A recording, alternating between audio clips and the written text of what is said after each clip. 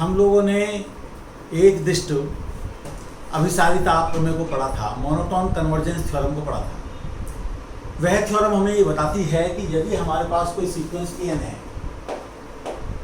जो कि इंक्रीजिंग है और बाउंडेड अबव है, यानी कि आरोही है और ऊपरी परिबद्ध है, तो वह अपने सुप्रीमम को कन्वर्ज करेगी। और यदि ये डिक्रीजिंग है यानी कि अवरोही है और बाउंडेड बिलो है, ये निम्न परिबद्ध है, तो ये अपने इन्फीमम को अप्रोच करेगी। इन्फीमम इसकी लिमिट होगी। कई बार जब हमारे सामने प्रश्न आते हैं तो हम कुछ गलतियां कर बैठते हैं। जैसे हमारे सामने प्रश्न है कि एक सीक्वेंस ए एन जिसमें हमको ये दिया है कि A1 0 है और AN+1 जो है वो √6 + AN है, और हमसे कहा गया है कि इसकी लिमिट को हम निकालें। हम क्या करते हैं कि बिना कुछ सोचे समझे दोनों तरफ लिमिट अप्लाई कर देते हैं और ये कह देते हैं कि माना limit AN equal to, limit का मतलब n टेंडिंग टू ∞, और इसको L मानकर दोनों तरफ लिमिट अप्लाई कर देते हैं और इससे हमारे पास L √6 + L आ जाता है। इसको हम सिंप्लीफाई करते हैं तो सिंप्लीफाई करके हमारे पास L² - L -6 = 0 आ जाता है। इससे L - 3 L + 2 = 0 आ जाता है। इससे L की वैल्यू -2 और 3 आ जाती है। फिर हम जरा ये देख लेते हैं कि हमारे टर्म्स कैसे आ रहे हैं। तो A1 0 है तो A2 कितना आएगा, √6 आएगा। A3 कितना आएगा, √6 + A2 आएगा तो √6 आएगा। तो ऐसे हमको दिखाई पड़ रहा है कि टर्म हमारे बढ़ते जा रहे हैं और पॉजिटिव है, तो इसलिए ये नहीं हो सकता, ये होगा। बाई चांस बात ठीक भी बैठ गई, लेकिन ये खतरनाक है, क्योंकि उदाहरण के लिए अगर आपको कोई ये सवाल दे y1 = 1,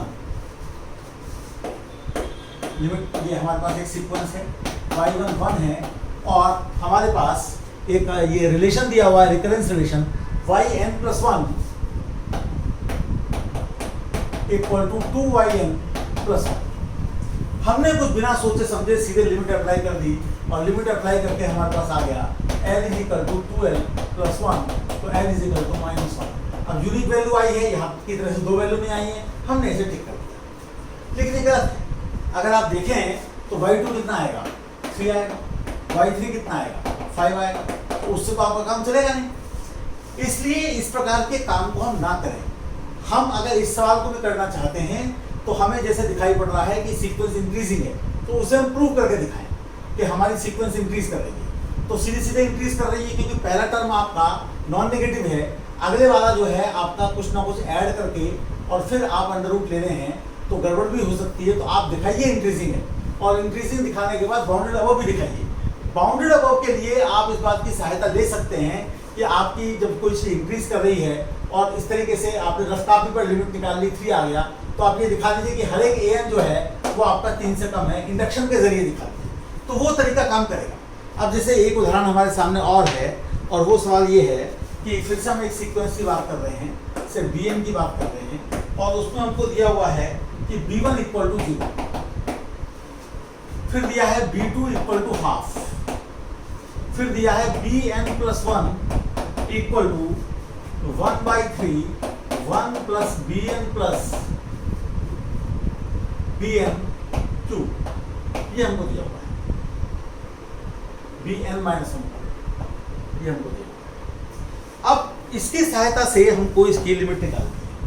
तो पहली बात तो ये है कि आप एक आध टर्म निकालेंगे, जैसे आप B3 को निकालेंगे, तो B3 कितना आएगा, 1/3 1 + B2 + B1 2, और इसको आप देखेंगे तो B1 आपका 0 है और B2 आपका 1/2 है, तो ये 3/2 हो गया, तो ये 1/3 आ गया। ऐसे करें तो आपको लग रहा है कि टर्म्स पॉजिटिव है, तो पहले तो आप पॉजिटिव दिखा दीजिए, या ना भी दिखाएं पॉजिटिव। आपको लग रहा है इंक्रीजिंग है क्योंकि B1 है, उससे बड़ा ये आया लेकिन फिर कम हो गया, तो आपको कुछ सोचना पड़ेगा कि किस प्रकार के टर्म है, तो ये आइडिया आपको लेना पड़ेगा। और दूसरी ये आइडिया लेने के लिए कि बाउंडेड अबव है या बिलो है, थोड़ा आप देख लीजिए कि इसकी लिमिट क्या आती है, रफ कॉपी पर आप इसकी लिमिट निकाल लीजिए, तब फिर आप पूरी तरह से कह सकते हैं कि आप मोनोटोन कन्वर्जेंस थ्योरम का जो उपयोग कर रहे हैं वो वैलिड है या नहीं है। इस प्रकार का काम हम लोग आमतौर पर ना करें, जिसमें कि ये उदाहरण आपके सामने है। सीधे हमने लिमिट अप्लाई कर दी। हम सीक्वेंस का इंक्रीज या डिक्रीज जरूर दिखाएं और उसके अकॉर्डिंग उसको बाउंडेड अबव या बाउंडेड बिलो जरूर लिखें। इसके अलावा हम इस काम को ना करें, नहीं तो ये खतरनाक है, कई बार गलत उत्तर आपको दे सकता है। तो इस सावधानी के लिए मैंने ये वीडियो बनाया है, आपके सामने मैंने इसे रखा है, आप इसे देखिए।